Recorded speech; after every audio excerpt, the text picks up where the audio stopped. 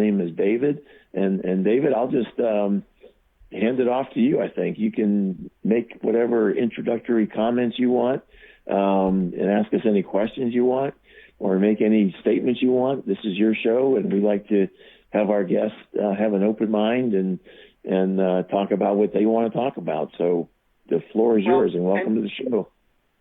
David, you're here, and before you get started, let me just kind of, I just want to comment. Actually, why don't you tell people how this whole thing got started, this whole conversation, so this way they can kind of put some of the pieces of the puzzle together. Because you could be David from anywhere, but there's a specific reason why this whole thing started. So why don't you give us a little bit of the backdrop? Sure. So my name is David, and first of all, I just have to say real quick, no one got Hamas or burned slowly, so you might have to add that to your Christmas list this year, Peter. Anyway, no one got Hamas. Okay. Yeah, no one got Hamas. Not yet. So, anyway, the weekend's not over. The weekend's not over.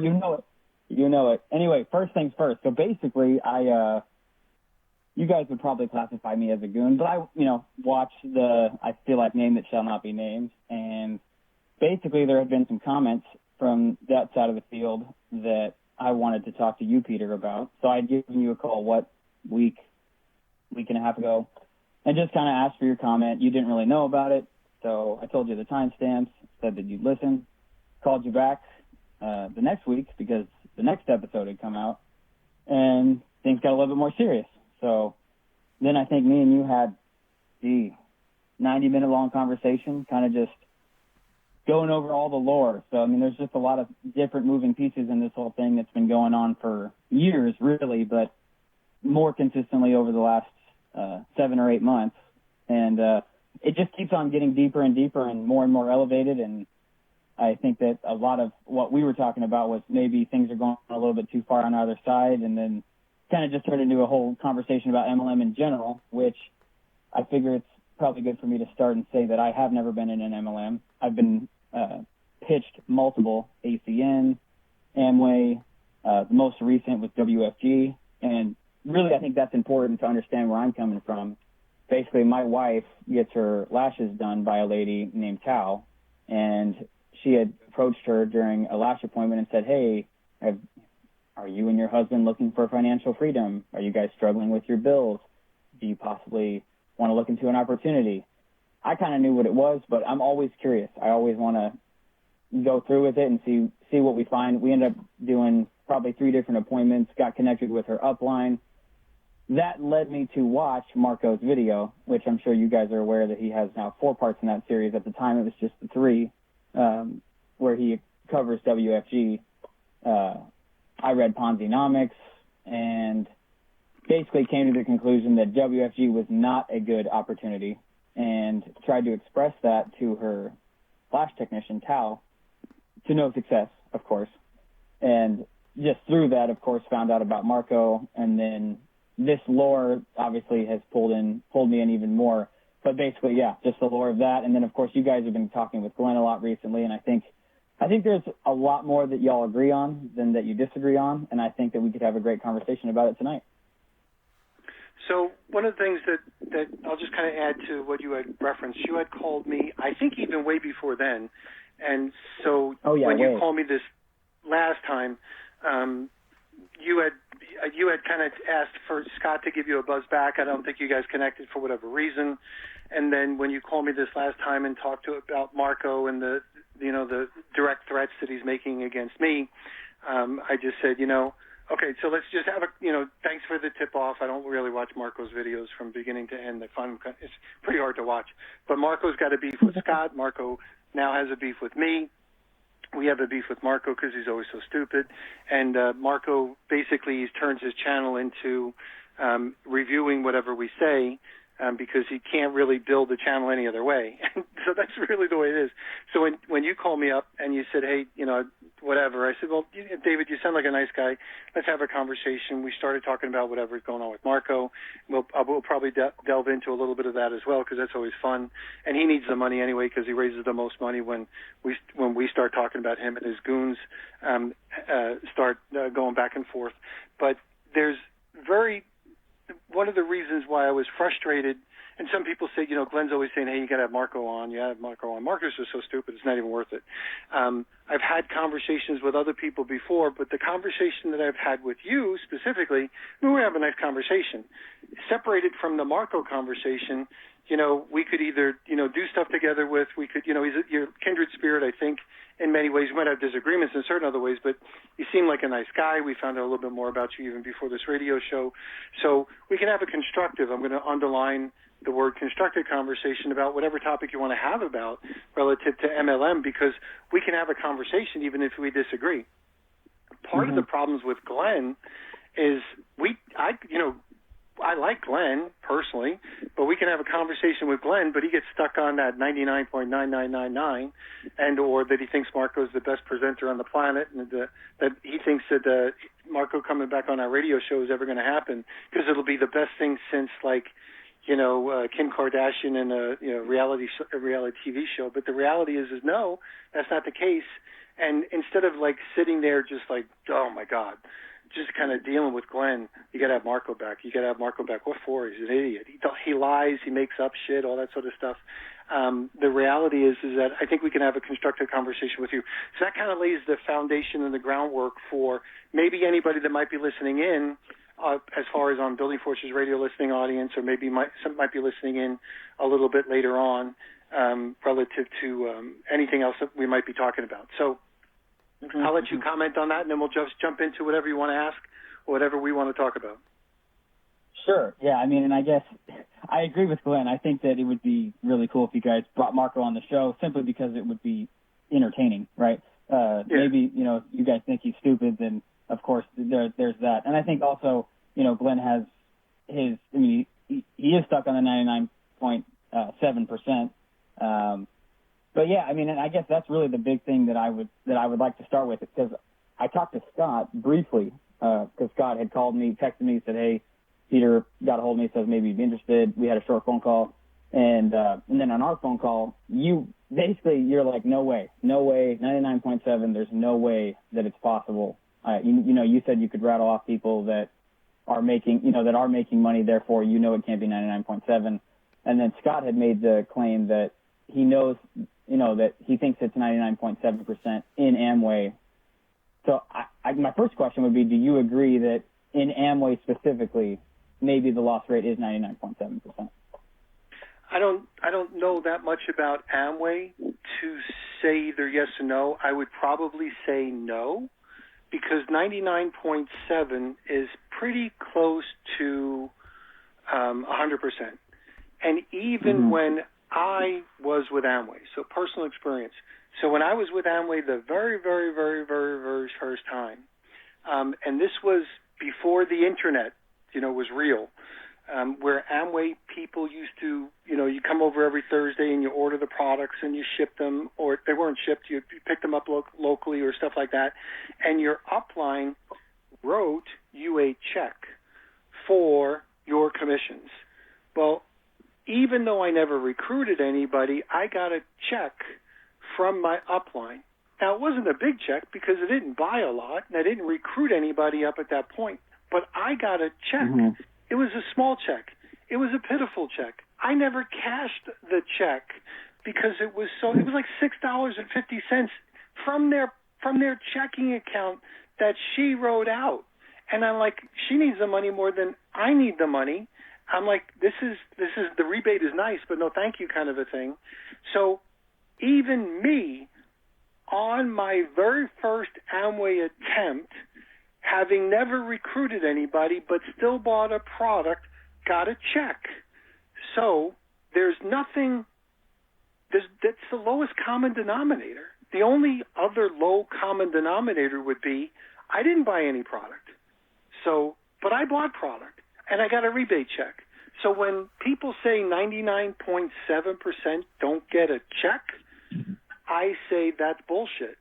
Now, if you change the conversation and you say run a profitable business, like a 99.7% are not profitable, I'd say, oh, that's a totally different story. Because if you're in the Amway, let's call it system, some people might call it cult, use whatever you choose, you're losing money right away, because that's why they tell you got to keep your job. And the reason why you keep your job is because that's the only way you'll be able to afford to buy all the books, tapes, and functions. So are you running a profitable business? I'd say the percentage would be very few people run a profitable Amway business in the first year.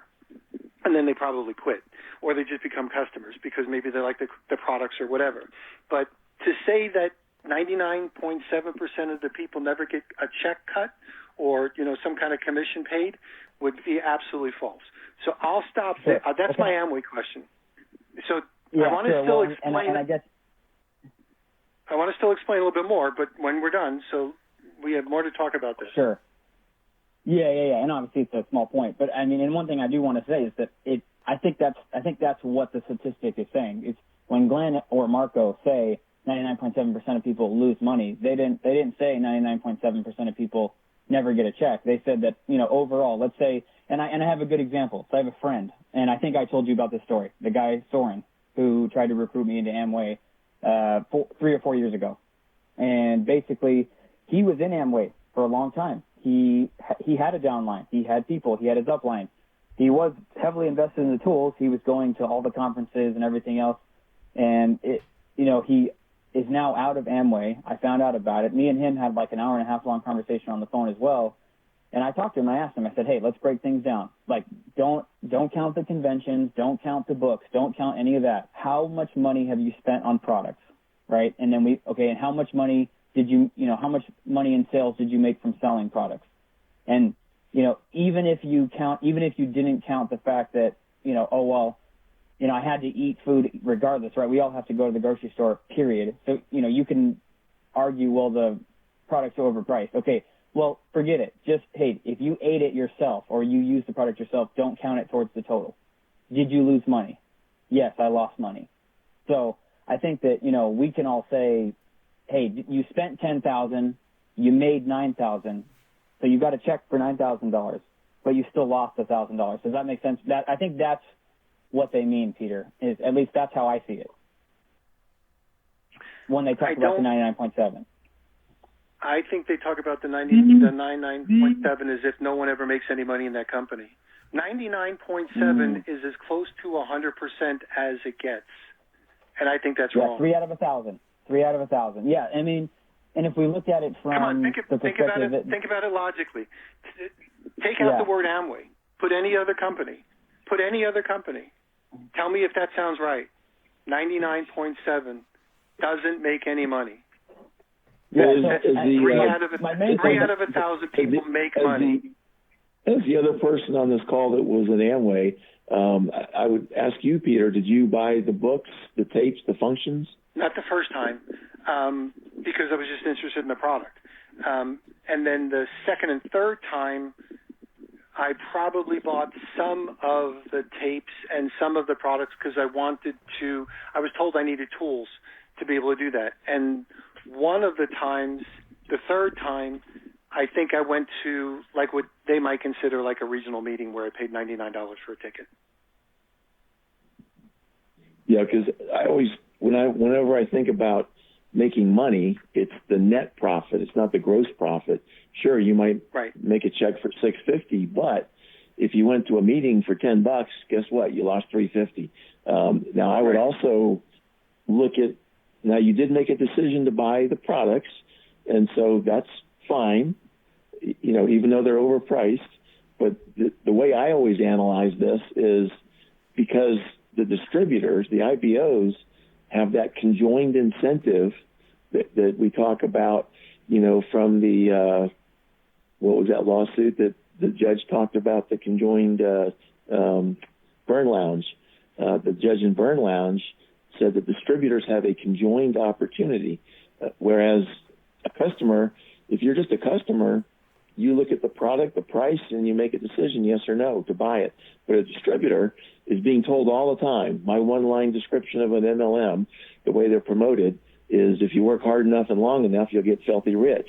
And so distributors are willing to buy overpriced products because they're being told by their upline, look, if you want to get to where I am, you got to do what I did. I bought the products, I bought the tools. Those are the key things. And so whenever I look at a distributor buying a product, I would say that that product does not have zero value.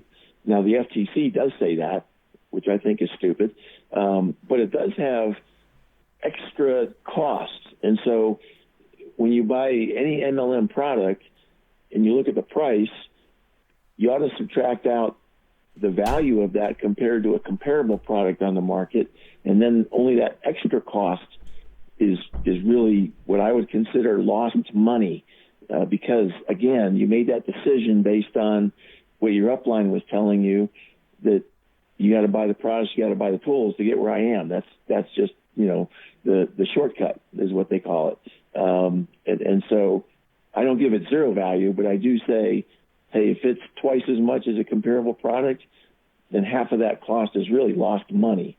That's how I look at it. And I also subtract out any other costs.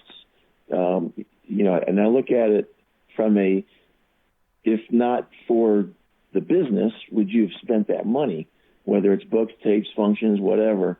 And that also is subtracted from whatever check you get from Amway. And I think that's really the basis of the 99.7, and I do believe it's accurate. It was considered in the UK study back in 2006 and 7. It was also considered in the Wisconsin case back in the 1980s. They did look at overhead, and they did come to basically a 99.7. I mean, you can argue it whether it's 99.7 or 98 or 99.9. That's it's almost everybody. And from that perspective, I would agree. And we saw these two, supposedly honest government analyses, and it also lines up with my personal experience that most people do lose money when you look at it from a net profit standpoint. So that's my 2 cents. Now, I do think there's some very small groups out there. In fact, I knew a guy that was in one of these very small groups. They call themselves independents, and they don't glom onto a tool scam system. They actually do emphasize retail sales, and I think it's at most 5% of the overall IBOs and Amway. Now, and I'm talking about the U.S. here. I'm not super familiar with other parts of the world as far as the tool scam and those kinds of things. So, again, I focus on what I know. I don't try to make these generalizations like every single MLM on the planet is 99.7, because that's ridiculous. It's the tool scam that makes it that high. If you don't have the tool scam, then there's no way it can be that high. It's just almost impossible. But anyway, that's my 2 cents. I'll let David and you discuss all of that too. Thanks. Well, let me jump in, and I'll just kind of jump on what Scott had said just a little bit earlier. There's a group of people, now they may be a big or small, they may be coordinated or not, that are not part of this, what Scott calls tool scam culture. So there are people that sell Amway products. There are people that don't do the books, the tapes, and functions the way the Orrin Woodwards did, and the way the Dexter Yeagers did, and all the other types of people did. So if you added those numbers in, even if they were a small number, it would still mess up your 99.7. So what I'm rejecting is that 99.7, which equals almost 100%. Take a look at the exceptions, take a look at the small groups, take a look at the people that don't jump into these types of things, and it is not going to be 99.7. It may be a high number. I've already said I don't know how high that number is, but I know that number is not 99.7%. So, so David, you can discuss whatever more you want to discuss, and we should probably move on to the industry in general. I know Glenn has Amway tattooed on his brain, so everything is basically a function of whatever's going on with Amway. And even if you mention another company, it always comes back to Amway. It's kind of like a bar magnet. It always comes back there. The iron filings always go back to the north setting of Amway. But if you want to talk about any other network marketing company or any other network marketing experiences, we can. Sure. So to quickly wrap this one up, basically, I just mentioned it because I thought it was interesting that you guys had differing viewpoints, thought it would make for a good conversation, and it totally did. I think it's tough with Glenn, right, because his dad, I mean, he has the trauma from his father, right? So, I mean, he's got a dad who's been in Amway for over 2 decades, seen him fail for so long, and that's his passion. That's why he talks about it, right? So it makes sense that it would be a really, really big deal for him. I get it, but I was a little confused. I was a little confused on the last conversation that Glenn and Scott had, because I think Glenn said his dad was making $1,000 a week at one point. And did I mishear that? Or was that real? For a short period of time.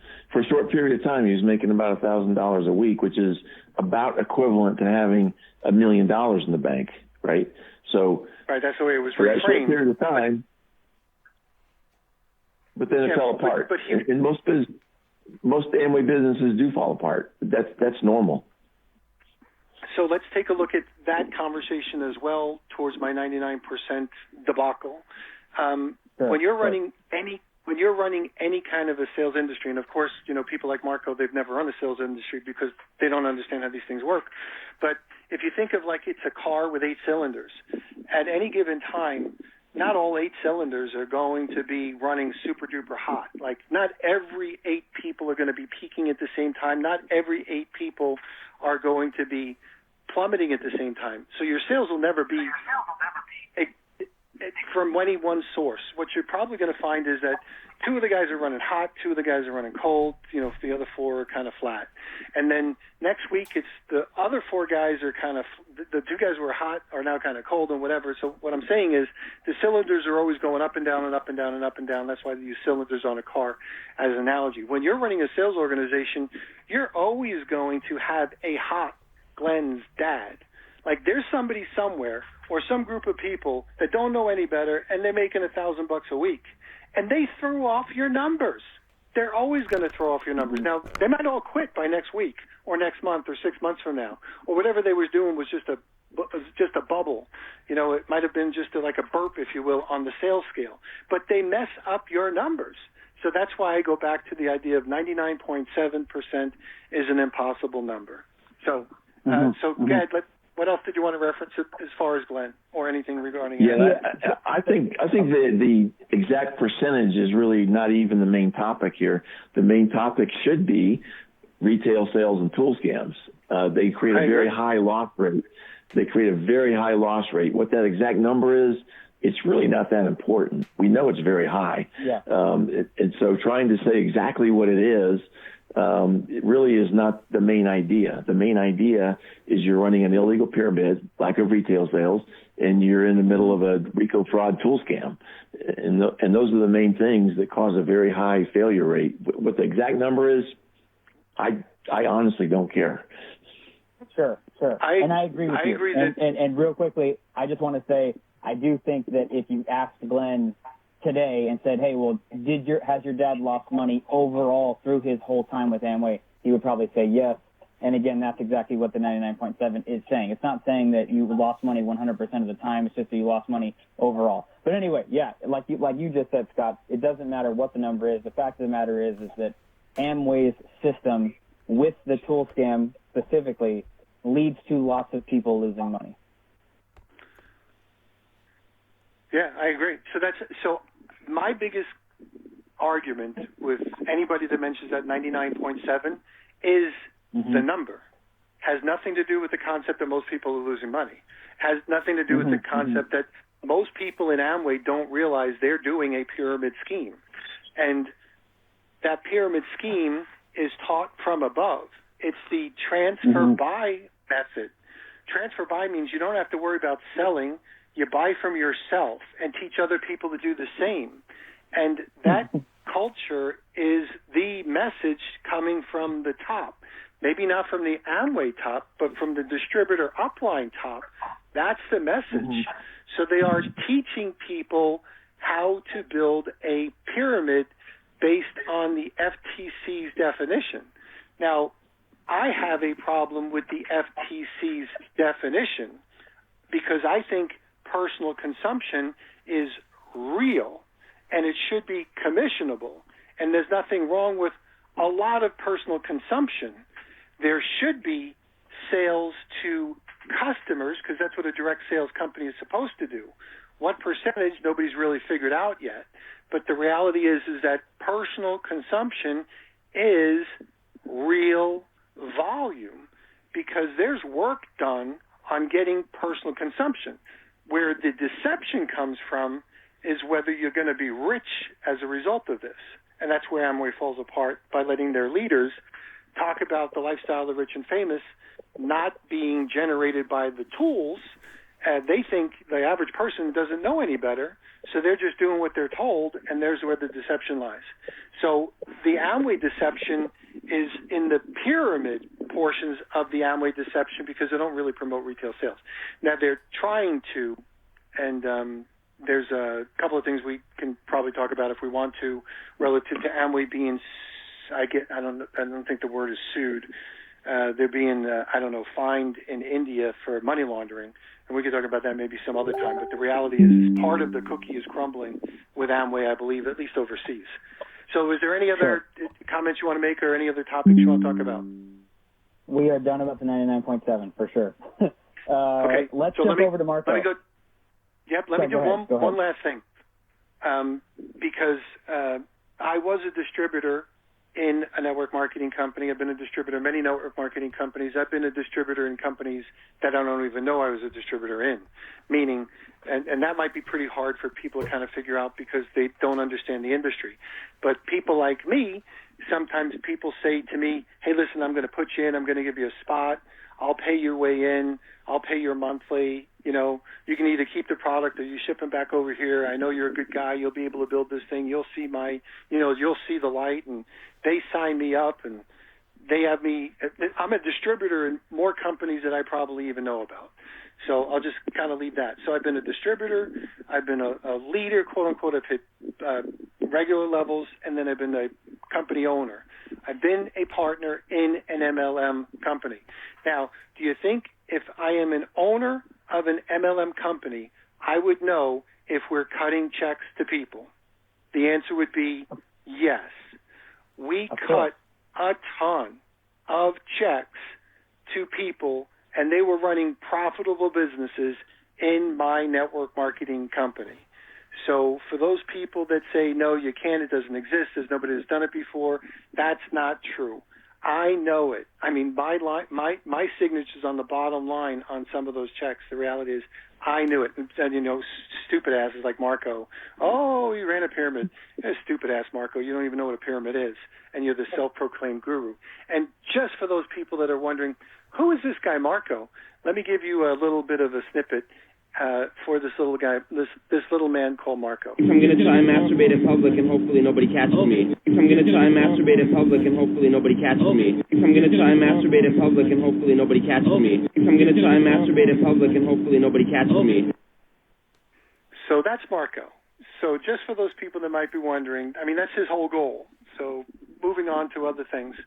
Go ahead. Can we both at least just be honest and admit that that's a cheap shot. That clip is from a short film, you know it. So, but he didn't actually say that about himself. It's from he was acting. So he did. He was being interviewed. Oh, I got more. I thought it was from a. Oh, you want the one? Do you want the ones he left for me? Anyway. Oh, we can. If you want a character assassination, we can go over real words that he's left on my voicemail. But we'll do that later. We'll save that for later. Sure.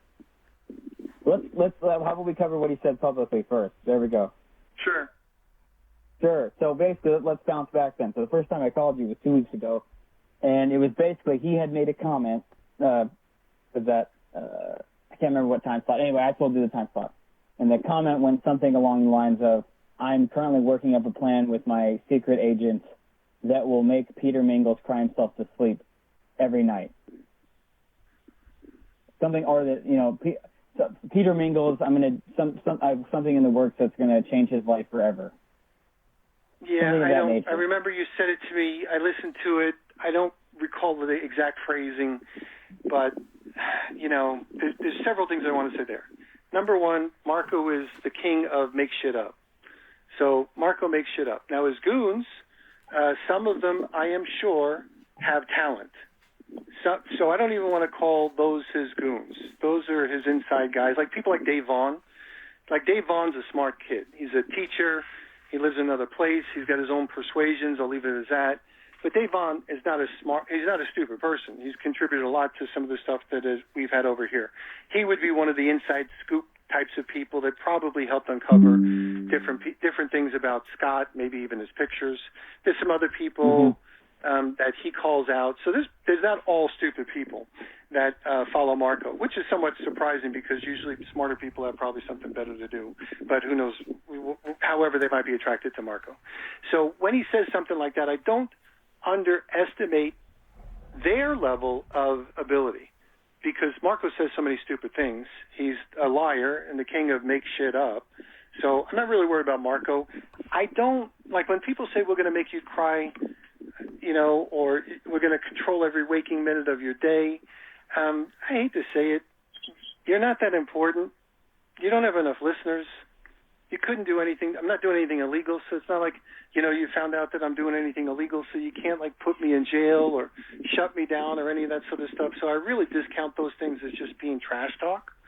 Now, having said something like that, if they did anything that could be criminal, well, that's easy enough to figure out, So I hope they don't do anything like that. But, what do you do to people that do things criminal? Well, charge them, put them in jail, fine them, do whatever. So, we have the resources to be able to do all that sort of stuff if we need to. Always stupid Marco, having said that, certainly kind of put himself in a possibility of having a lot of things subpoenaed, so he'd have to delete all the evidence or whatever, and that's pretty hard to do. So the reality is if anything stupid happens, that would be dealt with appropriately, let's just say. So do I think it? No. Marco just trash talks.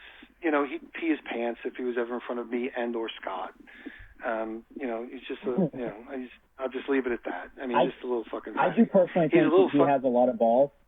I think that's why people like him. You look at his WFG Part 1 video where he goes into that meeting with 200 people and is willing to stand up and say the thing. One of the other lines that you love to make fun of, the 5 and 5 and 5. He made that comment in front of all those people at that WFG conference. That takes balls, So I don't know. No, I have a feeling that's stupid. That's knowing that no one's going to be able to kick your ass publicly. That's just kind of like, oh, look at this, look at this asshole who does this sort of stuff in front of other people who thinks he's going to get away with it. And, there's the Goodbye movie, Marco's supposedly moving. I'm not even sure if that's true. But the reality is Marco's supposedly moving because of some of the challenges that he's had from other sources. So I don't know. I think Marco, I really think, and I spoke about this to you privately, so I hope you don't mind that I speak this publicly. I think Marco, if there was a shrink or people that study mental illness, people would be able to easily define the type of mental illness that Marco has.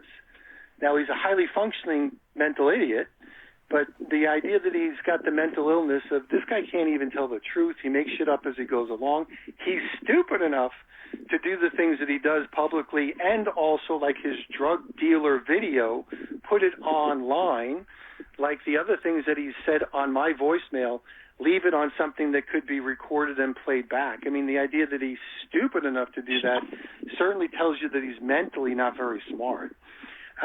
So he's not really, he would, he'd pee his pants within the first minute